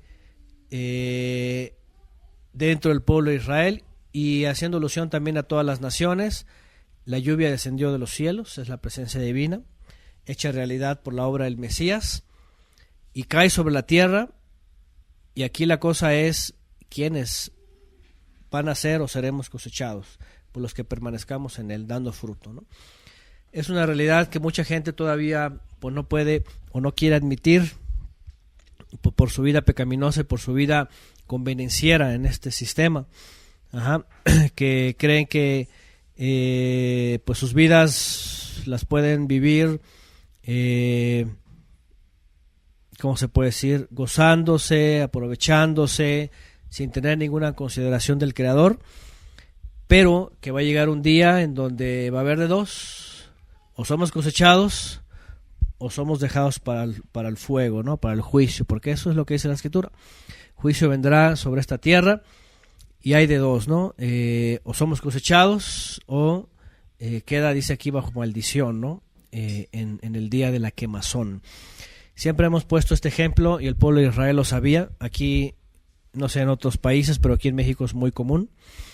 Por ahí de abril, mayo, se empiezan a ver quemazones, ¿verdad? En las eras, en los terrenos, pues, en las parcelas, todo esto, porque queman todo lo que queda y así limpian la tierra y luego la empiezan a trabajar para la nueva cosecha, la siembra. Pero es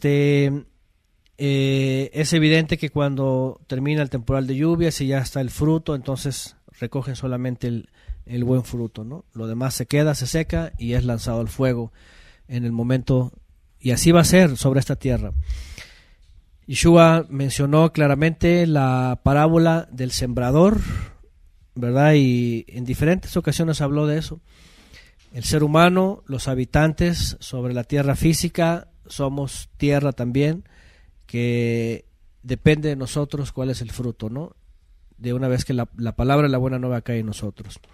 Y de esa respuesta va a depender también nuestra estancia eterna o nuestra ausencia también eterna. 6:9 dice: pero en cuanto a vosotros, amados, aunque hablamos así, hemos sido persuadidos de cosas mejores, que tienen salvación. Porque el Todopoderoso no es injusto para olvidar vuestra obra y el amor que habéis mostrado hacia su nombre, habiendo servido y sirviendo a los kedoshim, a los consagrados. Pero deseamos que cada uno de vosotros muestre la misma diligencia hasta el fin, para plena seguridad de la esperanza. Que no seáis perezosos, sino imitadores de los que mediante la fe y la longanimidad heredan las promesas. No seáis perezosos, sino imitadores de los que mediante la fe y la longanimidad heredan las promesas. Y hablando y poniendo ejemplos, que más adelante lo vamos a volver a leer en el capítulo 11, sobre aquellos que no perdieron el tiempo, que estuvieron siempre dispuestos, disponibles, presentes, actuando, moviéndose, entendiendo, sabiendo y actuando, básicamente eso. Porque por otro lado hubo en Israel también, lamentablemente, la pereza, y hasta el día de hoy la pereza espiritual, de querer dejar todo hasta el final, ¿no? De ponerle más importancia. Y esa es la ironía. Un creyente perezoso en la espiritualidad y activo en el mundo. Eso es la ironía. ¿Cómo es posible? ¿Cómo es posible que para el mundo estés, pero si bien puesto y activo y todas las pilas? ¿Y cómo es posible que para la fe, ¿verdad?, con una flojera, con unas ganas, como que si tienes que arrastrarlo porque no puedes, ¿no? Y esto es lo lamentable, ¿no? Dice, porque cuando el Todopoderoso hizo la promesa a Abraham, no teniendo a nadie mayor por quien jurar, juró por sí mismo, y aquí viene algo que ya viene desde Génesis, diciendo, en verdad te bendeciré, y en verdad te multiplicaré. Y así, habiendo esperado pacientemente, alcanzó la promesa. Porque los hombres juran por uno mayor, y para ellos la conclusión de toda controversia es el juramento como confirmación. Por lo cual, queriendo el Todopoderoso mostrar más plenamente a los herederos de la promesa lo inmutable de su plan, interpuso juramento, para que por dos cosas inmutables, incambiables, en las cuales es imposible que el Todopoderoso mienta, tengamos un poderoso estímulo los que hemos huido en busca de seguridad, para asirnos de la esperanza puesta delante de nosotros, la cual tenemos como firme y segura ancla del alma, que penetra hasta lo que está en el interior del velo, donde Yeshua entró por nosotros como precursor, hecho gran ministro para siempre, según el orden de Melquisedec. Y bueno, va a concretar la enseñanza y la pieza clave para todo Israel de la evidencia del gran ministro prometido en los Salmos y mostrado a los antiguos, con dos cosas inmutables que le prometió el Todopoderoso a Abraham, y que le prometió por sí mismo, dice, que sabiendo que iba a fallar, le dijo que se las iba a dar. Y aquí dice, lo más asombroso de esta carta a los hebreos es que dice que en el 15, y así, habiendo esperado pacientemente, alcanzó la promesa. Bueno, el autor de los hebreos está diciendo, hay algo que Israel tiene que saber, es que el Creador ha puesto un intermediario, un mediador, que ya no hay necesidad de ministros terrenales, de templos, de todo esto, y que estaba dicho a los patriarcas, que estaba anunciado en los Salmos, un gran ministro que ascendió a los cielos, un gran ministro que está a la diestra del Padre, que intercede por nosotros. Y yo he citado este texto para decirle a todos aquellos que todavía están, pues ahora sí que negando la palabra eficaz, la promesa cumplida y la profecía dada a los antiguos, que aquí dice que dos cosas que le prometió el Todopoderoso Abraham las cumplió. ¿Sí? ¿Cuáles fueron? ¿Se acuerdan? Descendencia y la tierra prometida. Qué interesante, porque estas dos cosas, aquí el autor y toda la historicidad dice que las recibió. Lo digo porque otra vez, y esto es importante tomarlo en este texto, porque esos son los textos claves, porque en los últimos siglos, a partir del judaísmo pues rabínico, se extendió por el judaísmo de la Haskalah, del iluminismo, aquello que los judíos tradicionalmente anuncian, que el Eterno no ha cumplido esas promesas a Abraham, que no han venido a ser como la multitud de las arenas del mar, ni tampoco han ocupado la tierra. Háganme el favor. Y no tranquilos con eso, empezaron a meter en la cristiandad que es necesario todo eso. Y empezaron a meter por medio del mesianismo y todos estos sismos judaicos, efraimismo, mesianismos y todos estos sismos que están en el hebrañol, ¿verdad? Y los tzitziot y todas esas cosas, ¿verdad? Que también acá Ernesto ya se dio cuenta y todo lo que están haciendo, queriendo decir que el Eterno va a cumplirle a Abraham apenas en un milenio futuro, porque tiene que hacerlos muchos y tiene que darles una tierra. Fíjense nada más.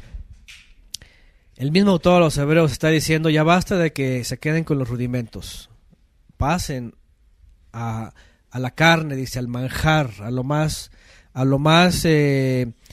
sólido, al plato principal, ¿no? Y estos ni siquiera eso, todavía están esperando, o sea, en la promesa terrenal pasada que tiene 2.600, 2.500 años que se cumplió. Y tú dices: oye, espérame, ¿cómo todavía estás metido en una esperanza terrenal, cuando ni siquiera los cristianos, porque están debatiendo, bueno, también los cristianos están metidos en eso por el asunto del dispensacionalismo, esperando una tierra prometida, esperando que finalmente venga el reino, que finalmente se les dé la tierra, finalmente vengan a ser una multitud y todo eso. La pregunta es: oye, ¿cómo es posible que todavía estés atorado en eso? Este es un texto clave, porque aquí dice dos cosas. Número uno, tenemos, como ya lo estamos viendo y lo vamos a seguir viendo en esta carta, un nuevo pacto con mejores promesas. Es decir, el pacto primero con la promesa terrenal se cumplió, tuvo su tiempo, tuvo su proceder, vino el Mesías y se acabó. Cuando viene el Mesías se cumple la profecía de traer un nuevo pacto y mejores promesas. Lo que está diciendo aquí el autor a los hebreos es: ¿cuál es la garantía de esto? ¿Cómo podemos, le dice él a los hebreos, nosotros hemos abrazado la promesa y no tenemos duda, la creemos y decimos: Mashiach está en los cielos y él nos promete llevarnos delante del Padre, transformarnos, hacernos con un cuerpo celestial y habitar delante de él. Para nosotros yo creo que ya no es complicado. Solo cuando estábamos en el mesianismo, ¿verdad?, que pasamos por ahí, pues esperábamos una tierra prometida y una cabañita en el Negev y estar ahí, ¿verdad?, haciéndole al judío, ¿verdad? Pero aquí lo que dice el autor a los hebreos es: ¿cuál es la garantía del Mesías en el nuevo pacto y con mejores promesas, siendo el gran ministro? Según el orden de Melquisedec, dice, la garantía es dos cosas inmutables que se le dio a Abraham, se las cumplió. ¿Sí? Ahí dice, en el 15, porque número 1 le dice en el 13, porque cuando el Todopoderoso hizo la promesa a Abraham, no teniendo a nadie mayor por quien jurar, juró por sí mismo. Número 1. ¿Por qué? Porque pues no había más, sino que el Eterno jura por sí mismo. Y número 2, diciendo: en verdad te bendeciré y en verdad te multiplicaré. Ahí están las dos promesas. Te haré una descendencia y te bendeciré en una tierra. Y dice: y así, habiendo esperado pacientemente, ¿qué dice? Alcanzó la promesa. Alcanzó la promesa. ¿Por qué? Porque tuvo su hijo y porque a partir de él entendió que transfiriéndole la bendición a Isaac y después a Jacob, iba a venir la multiplicidad. No se quedó con un hijo de Agar, sino con el hijo de la promesa, que vino milagroso y dijo: aquí viene mi descendiente. y por el cual se va a multiplicar como las estrellas de los cielos. Y número 2, aunque evidentemente él no lo vio, pues su descendencia lo vio, entraron a la tierra. Es decir, sí les cumplió.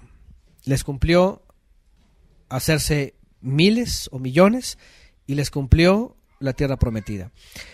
Y bueno, yo he citado, por ejemplo, en Deuteronomio, cuando van a entrar a la tierra, dice que el Eterno ya les había dado una multiplicación. He aquí, le dice Moisés, ¿se acuerdan de Deuteronomio? He aquí, Deuteronomio 1, dice aquí ya sois como la arena del mar. Ajá, la arena del mar. Y ya estaba a punto de introducirlos a la tierra. Es decir, ahí están las dos cosas cumplidas. Es muy claro que el judío lo quiera negar después de 2500 años, ya su bronca, de 2300 años, ya su bronca de ellos, ¿no?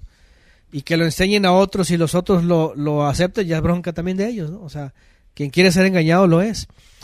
Pero cuando vemos no solamente la evidencia histórica, literaria, el regreso, las profecías, todo esto, y luego vemos al autor que toca el tema como si fuera algo tan natural, habiéndole dado la promesa a Abraham y juró por sí mismo y le da descendencia y le da la tierra y se lo cumple, el autor simplemente eso es garantía de que lo otro es verdadero. Tenemos un gran ministro celestial, ya está delante de él, no ocupamos más sacrificios, por medio de él entramos al Creador y además estamos en un nuevo pacto y con mejores promesas, punto. De eso se trata esta aclaración en la carta a los Hebreos. ¿Cuánto qué? Cuando se van al exilio tenían 900 años.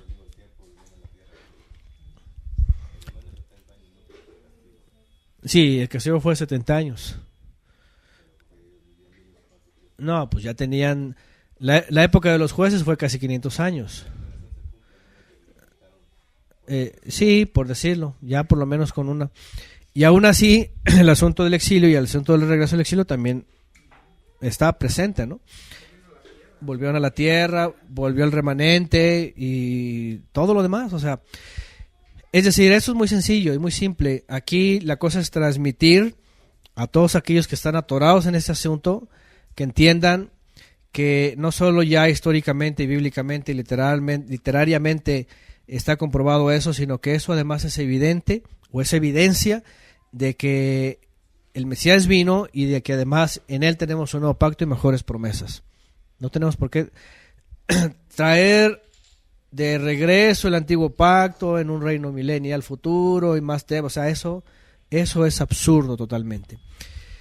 Bueno, teniendo entonces esta seguridad, y lo dice aquí el autor de los Hebreos otra vez, vuelvo a leer en el 18, para que por dos cosas inmutables en las cuales es imposible que el Todopoderoso mienta, porque ya lo hizo, tengamos un poderoso estímulo, vean, los que hemos huido en busca de seguridad para asirnos de la esperanza puesta delante de nosotros. Es esta la esperanza del Mesías.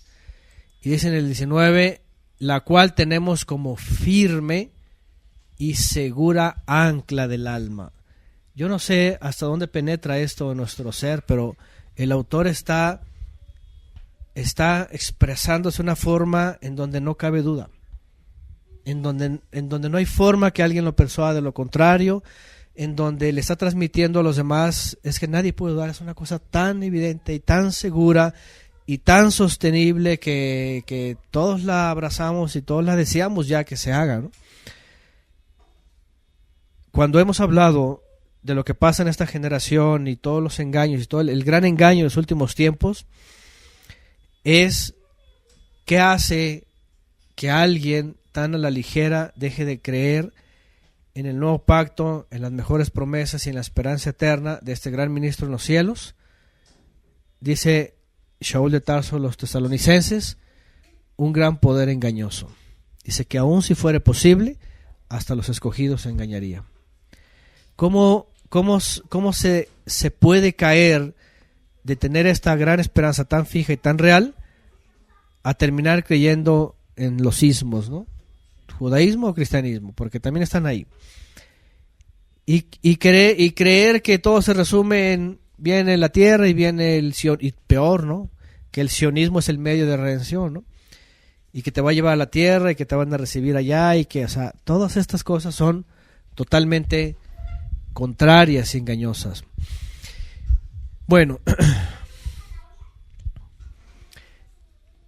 lo cual, dice el 19, tenemos como firme y segura ancla del alma, que penetra hasta lo que está en el interior del velo, y aquí lo conecta con justamente la parte importante que es este gran ministro también, que lo es, porque cuando el autor escribe esto, imagínense, el Mesías ya está ausente, ya hizo su obra y ya ascendió a los cielos, pero de pronto tú ves a un pueblo hebreo con un templo de pie, en el año 50 y tantos, en el año 60 todavía, que estaba de pie, y ves a todo un pueblo asistiendo al templo y sacrificios y todo lo demás. Imagínense lo que pensaban los apóstoles. Oye, pero ya vino el Mesías, pero ya se hizo el sacrificio perfecto. Pero ya incluso los mismos historiadores citan en el Talmud que ya el sacrificio que acercaban los levitas al templo ya no era aceptado. ¿Sí? Un día mencioné la cita del Talmud que dicen aquí lo tengo, vean, según Zacarías 11, el Talmud de Babilonia, en Masejer Yomá 39b, dice: 40 años antes de que fuese destruido el templo, dice, la suerte que había sido decidida dejó de escogerse con la mano derecha, ni tampoco se volvía la tela blanca, ni brillaba la luz más occidental, y las puertas del lugar sagrado del templo se abrían por sí mismas, hasta que el rabino Yohanan ben Zakkai habló diciendo: oh lugar sagrado, ¿por qué te inquietas de este modo? Sé muy bien que tu destino es la destrucción, porque el profeta Zacarías ben Ido ya ha hablado respecto a ti diciendo: Líbano, abre tus puertas y que el fuego consuma tus cedros. Tomado de el Talmud de Babilonia en Yomá 39b, citado de Zacarías 11, dice aquí.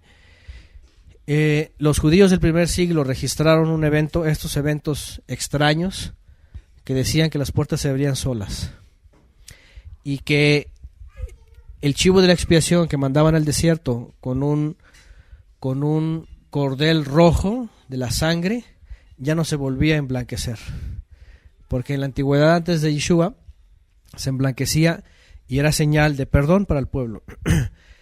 Y a partir de eso, dice, 40 años antes de la destrucción, ellos ya sabían que la destrucción estaba destinada según una profecía. Pero por otro lado, pues era bien conocido que Yeshua había dicho: no quedará piedra sobre piedra, será derribado ese templo.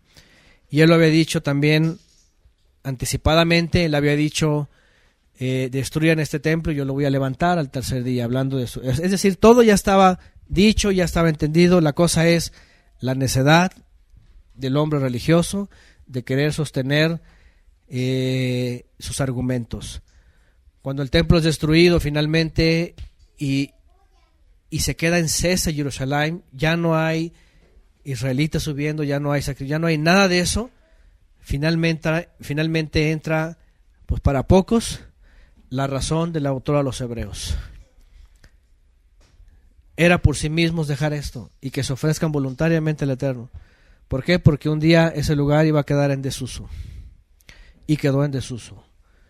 ¿Por qué? Porque el Padre está buscando, dice Mashiach, servidores que le sirvan a espíritu y en verdad. Y el punto principal es este. ¿Por qué todo esto? Porque una vez más, para nosotros es muy claro, pero todavía mucha gente necesita escuchar esto y romper los yugos de las iglesias, y romper los yugos de los templos, y romper los yugos de los sistemas, y romper los yugos del seder, del boletín, de las tradiciones, de los ritos. Esas cosas de Navidad, o sea, esas cosas son absurdas. Esas cosas de los ritos, de Janus y todo eso, tiene que entender el que es realmente buscador del Todopoderoso tiene que saber todo esto. Si el autor de los Hebreos hace casi 2000 años estaba regañando y diciendo ya se acabó esto, y los mismos judíos aceptaron que ya no era aceptable ese sacrificio, pues el Mesías no nada más está ahí como en un aparador, porque para la cristiandad sí lo creen y todo, pero está como un aparador, no funciona abajo, y lo que necesitan es de que funcione abajo, y que se ofrezcan cada uno como nosotros buscamos ofrecernos voluntariamente al Todopoderoso por medio del gran ministro que es Mashiach Yeshua. Eso es lo que está diciendo el autor, y eso es lo que al final de cuentas necesitamos nosotros entender.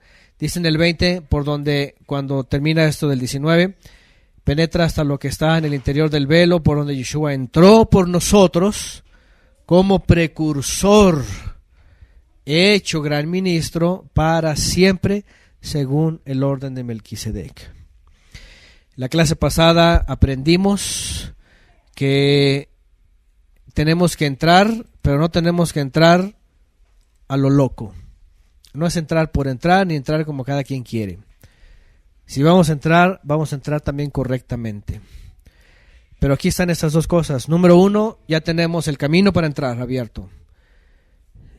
Y dos, tenemos que acercarnos y acercarnos correctamente. ¿Sí? El primer paso, definitivamente, ya lo sabemos todos nosotros, es independizarnos de los sistemas, de los templos, de todas esas cosas, de esos lugares y esa gente. Yo otra vez siempre sigo diciendo, ¿por qué la gente, como en estos lugares, están tan aferrados, están fanatizados, ¿verdad? con como el tehuacanazo, ¿verdad? O sea, así aferradísimos, como si así como que despierta, o sea, no es eso, que no entiendes. Y luego el otro que los hostiga, ¿va? Y que los esclaviza, o sea, es ridículo ver eso, ¿no? Y la sinagoga y todo eso, pues al final de cuentas parece redundante, pero es importante decirlo una y otra vez para que la gente lo entienda. Porque el Padre sigue buscando servidores que le sirvan en espíritu y en verdad. Y que comiencen desde su interior, desde su casa, desde su hogar, desde su familia, y que se conviertan en esos embajadores también que llevan el discipulado a otros, que se convierten en discipuladores. Entonces, pues el autor es muy claro en estos puntos, en el testimonio de los antiguos, en las promesas que fueron cumplidas, en los testigos que más adelante los va a mencionar. Ya llegaremos al capítulo 11, donde se habla de todos estos testigos, de todos estos que lo veían de lejos, lo saludaban, que sabían que estaba ahí. Y pues bueno, estaban preguntando aquí insistentemente sobre Melquisedec. No es el tema aquí. Por favor, si alguien quiere saber, vaya a los comentarios en Génesis, en los Salmos.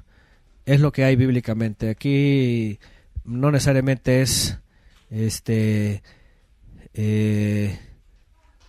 descifrar en los embrollos que se ha metido la teología judía y cristiana sobre este personaje, porque déjenme decirles que en algunos lugares divinizan al Melquisedec.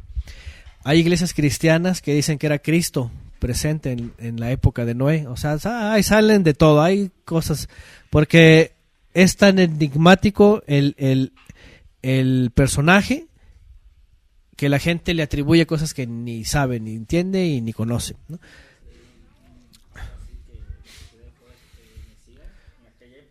Que fue el Mesías en su época, ¿no? Y pues nada que ver, la escritura dice que apenas vino su primer venida, hecho en carne, o sea, no pudo haber estado antes. Entonces, bueno, quítense y olvídense de debates, de discusiones, eso no es lo importante para los que de pronto tienen preocupación por eso.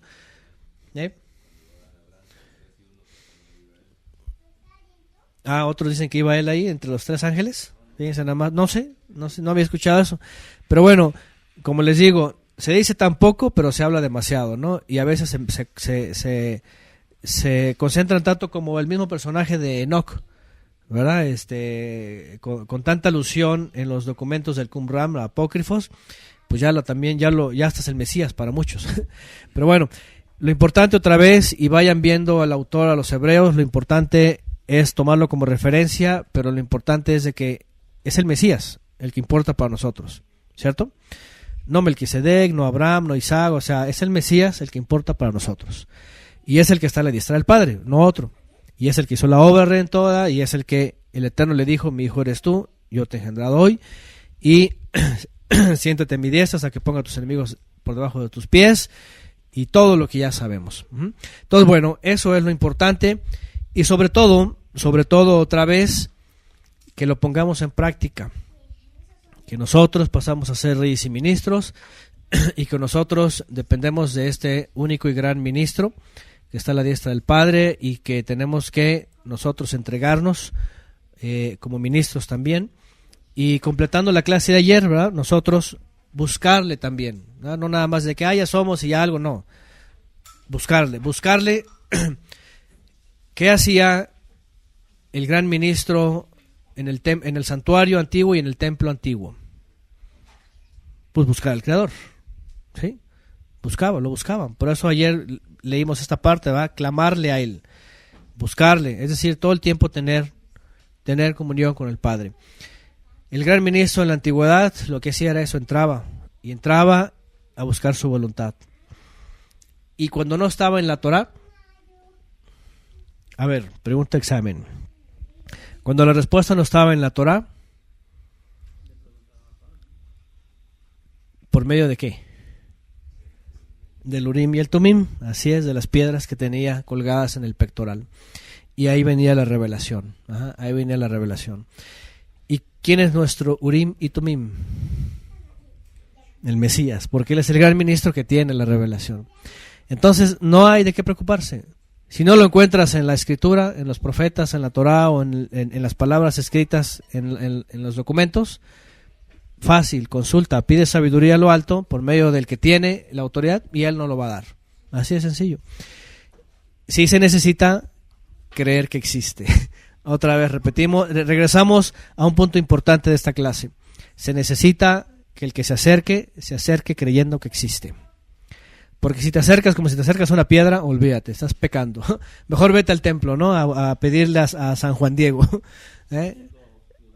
Si se pide dudando, pues obviamente no. El que se acerca se tiene que acercar sabiendo que existe y que hay un gran mediador que es Yeshua y que tiene el Urim y el Tumim para nosotros. Amén. Amén. Así sea.